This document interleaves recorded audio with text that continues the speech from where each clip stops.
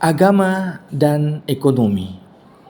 Tentunya ketika kita berbicara tentang ekonomi, maka ekonomi dikaitkan sebagai sebuah studi tentang pengelolaan harta benda dalam kehidupan.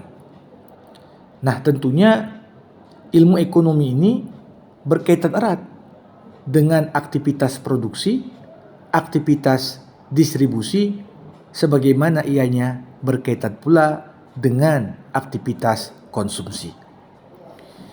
Sebagai sebuah ilmu, tentunya ekonomi banyak membahas permasalahan yang menyentuh ekonomi rakyat. Hampir tidak ada perbedaan dalam konteks bagaimana problematika ekonomi dipandang dari sisi sifat maupun volumenya, di mana ekonomi punya keterkaitan dengan kesejahteraan. Jika kesejahteraan sosial dapat dimaksimalkan dengan memaksimalkan dan mengalokasikan sumber daya ekonomi sedemikian rupa, maka tentunya dalam hal ini sedikit banyak kesejahteraan ekonomi pun dapat diwujudkan. Nah, tentunya kita tatkala berbicara tentang ekonomi, ada hal-hal yang masuk kategori pembahasan tentang urusan harta benda, baik yang berkaitan tentang kepemilikan, pemanfaatan kepemilikan, distribusi kekayaan, dan ini merupakan hal-hal yang harus terikat dengan nilai, value, karena tentunya diperoleh dari apa yang kemudian dianggap sebagai cara pandang dan filsafat yang mengatur kehidupan. Disinilah ketika berbincang tentang ekonomi secara normatif, kita tak bisa lepas dari membicarakan peran agama yang mampu memberikan nilai terhadap masalah kepemilikan, pemanfaatannya, bahkan distribusi kekayaan di tengah masyarakat.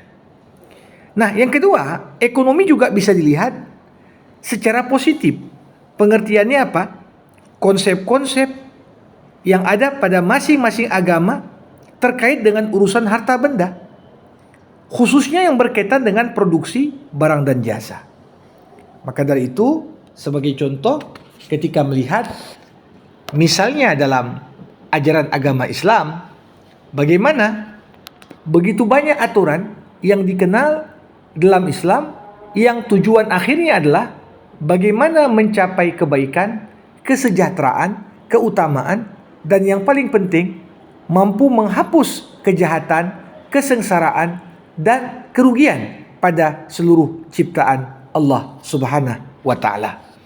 Maka dari itu, kalau kita melihat, pertama ketika melihat bagaimana hubungan antara agama dan ekonomi, kita melihat pertama agama memberikan prinsip-prinsip penting bagaimana seharusnya seseorang itu dapat menjalankan ajaran agamanya di saat dia beraktivitas ekonomi. Sebagai contoh misalnya, kalau dilihat kaitan antara Islam dengan ekonomi sebagai contoh, kita melihat ada beberapa prinsip dasar bagaimana berekonomi secara Islam. Pertama, berbagai sumber daya dipandang sebagai titipan dari Tuhan kepada manusia. Yang kedua, Islam mengakui kepemilikan pribadi dalam batasan-batasan tertentu. Yang ketiga, bagaimana kekuatan penggerak utama ekonomi menurut Islam adalah ketika terjalin kerjasama. Yang keempat, ekonomi dalam pandangan Islam menolak terjadinya akumulasi kekayaan, di mana kekayaan hanya dikuasai oleh segelintir orang saja. Kemudian dilihat juga bagaimana ekonomi dalam pandangan Islam harus menjamin pemilikan masyarakat dan penggunaannya direncanakan untuk kepentingan orang banyak. Selain itu, yang keenam, seorang muslim juga harus takut kepada Allah Subhanahu wa taala Tuhan yang disembahnya, karena dia akan dimintai pertanggungjawaban atas segala harta benda yang dimanfaatkannya ketika tinggal di dunia. Kemudian perintah zakat harus dibayarkan, yang ketujuh ini, atas kekayaan yang telah memenuhi batas. Jadi perbedaan antara kaya dan miskin dalam pandangan Islam sebagai contoh dilihat apakah seorang itu hartanya sudah memenuhi batas nisab atau tidak. Kalau sudah harta yang terkumpul berputar selama setahun lebih dari 87 gram emas atau yang senilai dengannya dengan uang, maka dia sudah masuk kategori yang wajib membayarkan zakat. Selain itu, yang kedelapan, dalam Islam pun dilarang praktek riba dalam segala bentuknya. Nah, para hadirin, selain bagaimana agama memainkan peran dalam memberikan prinsip-prinsip tatkala kegiatan ekonomi dijalankan, agama juga memainkan peran besar dalam pengentasan kemiskinan. Sebagai contoh kita melihat bagaimana kata miskin dan fakir ini sering digunakan untuk menunjukkan orang yang sangat berkekurangan. Bagaimana ya dalam terminologi Islam kita temukan banyak sekali kata-kata yang menggambarkan kemiskinan. Ada kata fakir, miskin, as-sa'il, al-mahrum. Ya, bahkan kita temukan pengulangan kata fakir itu sampai 12 kali, kata miskin 25 kali disebutkan dalam Al-Quran untuk menunjukkan bahwasanya ada tanggung jawab sosial yang dimiliki oleh setiap pribadi muslim yang tergolong kaya untuk mengambil peran dalam pengentasan kemiskinan. Nah, untuk itu kalau kita perhatikan sebenarnya kemiskinan sebagai sebuah fenomena sosial dan ekonomi disebabkan oleh banyak sekali faktor. Dan dalam ajaran Islam digambarkan dalam sebuah doa Nabi Muhammad menghimpun ada 6 sebab yang mengakibatkan orang menjadi miskin, dan kita diajarkan untuk berdoa agar dijauhkan dari 6 sebab tersebut. Apa bunyi doanya? Ya Allah, aku mohon agar Engkau melindungiku dari kelemahan, dari kemalasan, dari ketakutan, dari kepelitan, dari terlilit hutang, dan diperas atau dikuasai sesama manusia. Jadi pada doa yang tadi diajarkan disebutkan ada 6 poin yang sering sekali menjadi sebab lahirnya kemiskinan. Pertama, kelemahan. Apakah kelemahan hati atau semangat, kelemahan akal dan ilmu, atau bahkan kelemahan fisik. Ini semua berperan dalam mengurangi daya pilih dan daya manusia untuk dapat menjalankan fungsinya sebagai pencipta dan pembangun dalam memenuhi kebutuhan hidupnya. Yang kedua, kemalasan. Orang yang malas tentunya pangkal dari kemiskinan. Penataan hidup sehari-hari yang diajarkan dalam agama sangat bertolak belakang dengan sifat ini. Yang ketiga, ketakutan. Orang yang takut akan terhambat untuk mencapai suatu sukses dalam pekerjaan dan usahanya. Keberhasilan seseorang dalam merintis apapun tugas dan pekerjaan tergantung dari keberanian yang ada pada dirinya. Yang keempat, kepelitan. Ini juga bersangkutan dengan pihak yang kaya. Karena orang kaya pelit sehingga hartanya tak digunakannya untuk membantu sesama, hingga pada akhirnya kemiskinan itu dilestarikan. Yang kelima, terlilit hutang. Bagaimana dalam ajaran agama kita diingatkan jangan sampai terjerat hutang. Karena hutang itu sangat membelenggu kebebasan. Bukan hanya di dunia, tapi juga hidup setelah mati. Sehingga orang yang udah biasa dengan gaya hidup konsumtif membiayai hidupnya dari utang-utang, sulit sekali dia keluar dari lumpur kemiskinan. Dan yang keenam, diperas atau dikuasai sesama manusia. Tentunya pemerasan manusia yang kuat ini yang akan melahirkan sistem perbudakan. Pemerasan manusia kaya menimbulkan sistem ribawi. Maka dari itu kita melihat bagaimana kemiskinan yang memelaratkan masyarakat secara tidak langsung merupakan buah dari sistem imperialisme yang terus dilestarikan bahkan setelah banyak negara dunia mengumumkan kemerdekaannya. Nah, untuk itulah kalau kita perhatikan sebab paling penting kemiskinan berkaitan dengan kondisi sosial. Ketika modal hanya terkonsentrasi di tangan orang-orang kaya atau konglomerat. Terkonsentrasinya modal di tangan mereka ini mengakibatkan orang fakir tak memiliki kesempatan mengaktualisasikan potensi yang dimiliki demi meraih prestasi di bidang ekonomi. Untuk itulah agama dalam hal ini memerintahkan agar dilakukan yang namanya distribusi harta. Orang kaya ada tanggung jawab secara agama mengeluarkan zakat, infak, sedekah, dana-dana sosial.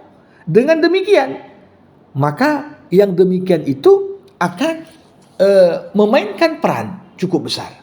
Selain itu, kalau kita melihat dalam ajaran agama diajarkan langkah-langkah untuk mengatasi kemiskinan. Misalnya dalam Islam ada jaminan pemenuhan kebutuhan primer. Bagaimana laki-laki, dalam hal ini suami, diwajibkan memberi nafkah kepada diri, istrinya, dan keluarganya. Bagaimana Islam juga mewajibkan karib kerabat diwajibkan untuk membantu saudaranya yang kesulitan. Bahkan bagaimana dalam Islam diwajibkan kepada negara untuk membantu rakyatnya yang miskin. Bahkan diwajibkan bagi segenap umat Islam membantu rakyat yang miskin. Jadi ini adalah bagian dari langkah mengatasi kemiskinan. Selain itu, dalam Islam juga ada pengaturan kepemilikan. Jadi ada harta milik pribadi, ada harta milik umum, namun ada juga harta milik negara. Bahkan dalam Islam ada yang namanya harta wakaf. Bahkan dalam Islam bagaimana orang yang memiliki harta dianjurkan untuk mengembangkan hartanya dan menginfakkan hartanya. Kalau seorang itu mengembangkan hartanya dengan cara ribawi, ya, maka ini justru akan menambah eksploitasi terhadap golongan-golongan yang rentan dan lemah. Nah, disinilah pentingnya bagaimana bentuk-bentuk kerjasama bagi hasil dikembangkan agar memberikan kesempatan kepada mereka yang punya skill tapi kekurangan modal pembiayaan. Kemudian termasuk tanggung jawab negara untuk menyediakan lapangan kerja. Ya. Bagaimana Islam sebagai contoh ya mengajarkan agar seorang itu memberi nafkah pada dirinya dan tidak hanya bermental pengemis selalu minta-minta. Termasuk untuk mencegah lahirnya kemiskinan perlu disediakan layanan pendidikan. Kenapa? Karena dengan rendahnya kualitas SDM ini akan mengakibatkan rentan sekali lahirnya kemiskinan kultural. Namun ketika orang punya skill dan keterampilan untuk berkarya, maka tentunya ini modal baginya untuk keluar dari kemiskinan. Selain itu, kalau kita lihat peran agama cukup besar dalam pembangunan ekonomi. Bagaimana esensi pembangunan ekonomi adalah kita meningkatkan produktivitas ekonomi secara keseluruhan maupun para pekerja rata-rata juga dengan meningkatnya perbandingan antara pendapatan dengan jumlah total penduduk. Ini tentunya proses yang dinamis dan berjalan secara berkelanjutan, aktual dan potensial. Sering sekali dihitung istilahnya pendapatan per kapita. Ya, maka dari itu agama memainkan peran besar terhadap masalah ekonomi ini.